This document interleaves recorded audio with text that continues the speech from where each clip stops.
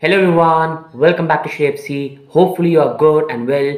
And now it's time to discuss on a bad defeat against Manchester United 2-1 away at Old Trafford. I can shout and everything is not going to work. All the shouting was done yesterday. Now we need to discuss in detail what really went wrong. So in this video, I'm going to discuss 5 things I learned from this game. It's not going to be repetitive. Some new things I learned and something that I want to take forward into my worry for Chelsea this season. So before I start, just a request again, if you can smash the like button, subscribe, it will mean a lot. And also your opinion means a lot to me. So do put your opinion, feedback and 5 things you learned from this game. First thing I want to talk about is our manager Mauricio Pochettino. Now I won't deny I was one of the fans that wanted Pochettino as the manager. I stand by it. He's still the best manager to manage this bunch of youngsters. But I'm just not happy with the manager again and again, chop and changing. Why is he doing that? I don't know. He's not helping himself. Now, Bardishile had a very good game against Brighton. They had a poor game against Newcastle, Bardishile and Silva together because Bardishile was coming back after a very long time. So you can understand a player being rusty. But he had a very good match against Brighton. He looked really solid, really composed. And I was thinking, wow, the two centre-backs are now building a partnership. And then you go and drop Bardishile. Now, I don't know the reason. Was it afraid to play him 2 matches in 4 or 5 days so he gets injured? But he has had enough time now. You had to play him. There was no point in bringing Disasi. I'm not saying Disasi played poor, but there was no point in changing the lineup. Then the experiment of Colwill as a left back, which has not worked till now for the whole season in terms of the way we are playing. And then manager just ignoring Mark-Sane. The substitution by the manager again coming too late. Yes, Reece James came off after half-time, but that's not a great substitution. You knew you had to bring him on. But when the game was 1-1, Jackson in that time was missing chances. You could have even had brought Broha Jackson on the pitch at that time. You could have brought Broha at 1-1. You could have brought Mark-Sane earlier. When United scored, then only you brought Broha on. You did not even bring Mark-Sane on. You again told him to wear the substitute dress. He won't be coming on, whereas he was getting prepared in Chelsea shirt to come on. You break the confidence of the boy. He cannot do any worse than what was Sterling doing on the pitch, Mudryk was doing on the pitch. So substitutions are late. So I'm fully with Poch. I still trust in Poch, and I think he still showed a style of play which I can get behind. But I think the manager needs to be more authoritative. His press conference was an absolute embarrassment to say that we played the match on Sunday, so we were tired. United played their 3rd game in 7 days. Stop with the excuses. Take on these young guys. Tell them to mature, and I think the manager needs to be much more stronger than he's being right now. Now I want to go on Mudryk, and see, on this channel I've been saying Mudryk needs a lot of time and development. I still believe in the guy, and when I see him play, I see the talent. That's why we signed him, what he really brings, why even Arsenal were after him. But the problem is when Arsenal were after him, they wanted him to be understudy to Martinelli. No pressure, develop nicely, and then come into the play. I think this is not Boy's mistake that Todd Boehly has gone there, paid 70 odd million to get him. It puts unnecessary pressure on him. He's right now in a Chelsea team where Sterling has on and off days, good, bad.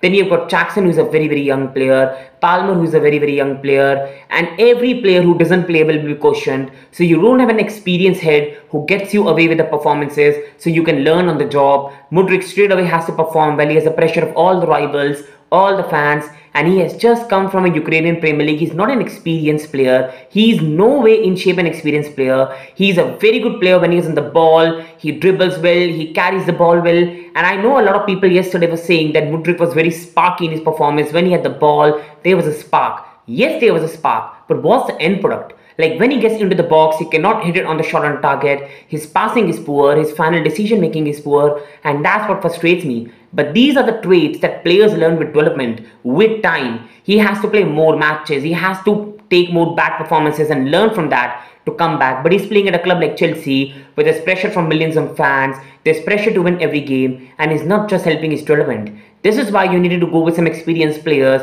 Right now, Mudryk is very underdeveloped. He still needs a lot of time. He's still a raw talent, but he doesn't have the time for that. So with Mudryk, I see the talent, but that needs a lot of time to nurture and come to place. It's going to take it minimum 1 year to see the Mudryk we know. But till then, will the fans be calm? Will we rise up in the table? Nobody knows. Third thing that I have not learned in this game, but something I have to really say, is the importance of Conor Gallagher in these games. Now see, I'm not going to be someone that's hypocrite or flip-flop that's going to turn on my statement.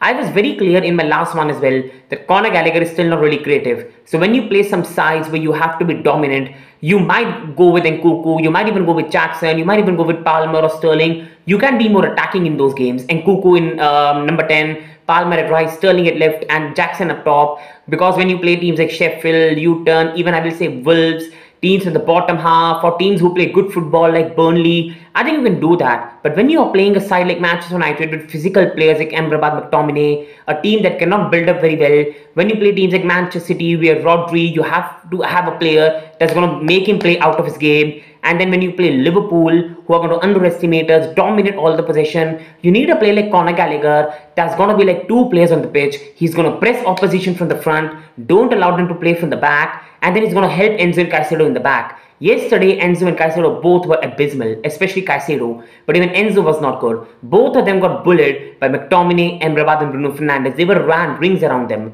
because Enzo is a very good technical footballer, but Enzo is not your physical player who's going to get on the faces of the player. And where you expect Caicedo to be the one who takes the responsibility for Enzo, Caicedo so far has been really poor for us. I believe in these two guys. I still believe they're world-class talent, but they are playing in a side with no structure, no identity, and right now there's a lot of pressure on them because of the price tag. They're still understanding the environment, and because of that, all the spotlight is on them, and their partnership right now is not working because I believe Enzo and Caicedo work well in a 4-3-3. They aren't players that are going to play well in a 4-2-3-1. They need to play in a 4-3-3, and Conor Gallagher helps them in that aspect of the game. But Conor Gallagher is going to do a bit of dirty work. Caicedo is going to help us win the ball back and drive with the ball a bit forward, and Enzo can do his technical skills. And yesterday against Manchester United, we missed a lot of Conor Gallagher. Another thing that I will say, not learned, but a reality, which now I can understand. I was thinking it might be too premature to say it after the Newcastle game, but now I think it's very clear. We are a bunch of softies right now. We cannot play a team that's physical. We get easily bullied. And I'm not even angry. I think this side is very young. It's just like reminiscent of the Arsenal days and Arsene Wenger from 2011, 2018 or 17, where they used to get bullied. The difference was with them, they had a lot of experienced players, but the mentality was to get bullied. With this Chelsea team, I believe these are youngsters who will become men. Who will become men in 2 years, but till that time, they will learn it the hard way. When you play against Newcastle, Manchester United, players like Bruno Guimaraes, Joelinton, you play Amrabat, you play McTominay, these players are going to be on your faces. They're going to be absolutely on you. You need to be strong. You need to be physical. Pochettino even made this complaints at the Newcastle game that the team was too soft.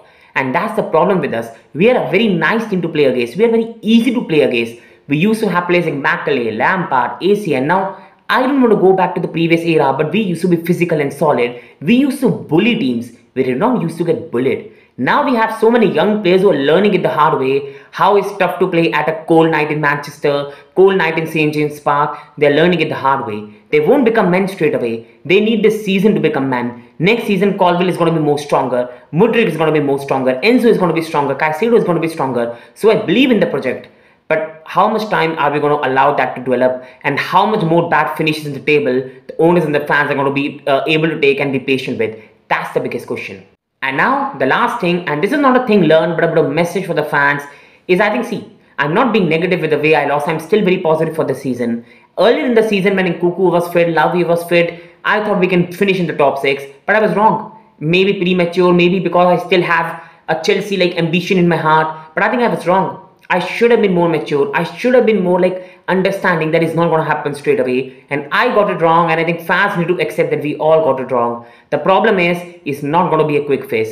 It's not going to be a quick fix right now. Even in Nkunku Lavia come back, nobody knows how they come back. They have been out injured for a long time. They won't play well straight away. Nobody knows how they're going to play when they come back. We still have a lot of structural issues. When you see this team, they get bullied so easily. It's not going to improve in 1 match, 2 matches. We have to travel to Goodison Park, Wolves, Crystal Palace. I don't see 3 victories in a row. I might see 2 wins, but I don't see consistency from this team. We still lack in proper basics of football in terms of we still can't score proper goals. Jackson had a very good game overall, but when he's in the final box, he can't finish a shot. He cannot hit on the target, and that's frustration. Mudryk is very talented, but when he gets into the box, he can't finish his dinner. He cannot hit the shot on target. You see with Sterling and Jackson really fumbling a 2-on-1 situation, which they haven't done it first time this season. They did it against Aston Villa as well.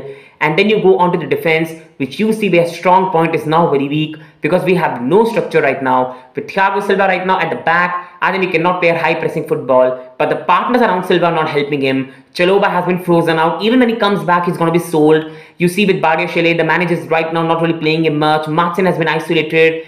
Colville is not an actual left back. There are so many structural issues on our team and so many young players that we are going to have some results like Manchester City, Tottenham, 4-1 wins, 4-4 draw, 2-2 against Arsenal, but also we are very immature. We should have beaten Arsenal, should have beaten Manchester City. We draw in that both games because we are a very immature team. We have a goalkeeper who is a very good shot stopper, but then he is very bad at distribution. These things are not going to improve anytime soon. You can go in January, bring Osimhen, it's still not going to improve. I think we need to accept it's not a quick fix. These things about getting Pochettino sacked, please people be calm. It's not going to help. If you really think Jose Mourinho is coming and managing this team, putting a mentality of world against us, it's not going to happen, people. Please stay away from it. It's not going to happen. Do you really think these players are going to face Jose Mourinho press conferences where he criticizes them and they're going to have the boost, the confidence to respond? No. They're going to sulk under the pressure.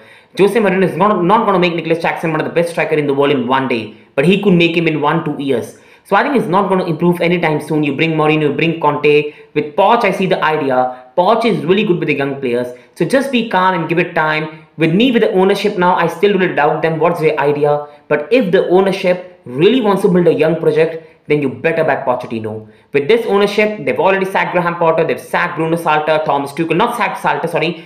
And Lampard was a mid-term appointment, but Potter and Tuchel. If these owners really believe in their project, if they're that confident, then back these youngsters, back Pochettino, he's your appointment, and go through these troubles now. Because there's no benefit of sacking anyone, we aren't climbing up the table. If we get a top 7 finish, it's a very good season in the end with the way we are playing. That's my things, that's my opinion. Please let me know your opinion, your thinking. Thank you. Wishing you the best. Thank you.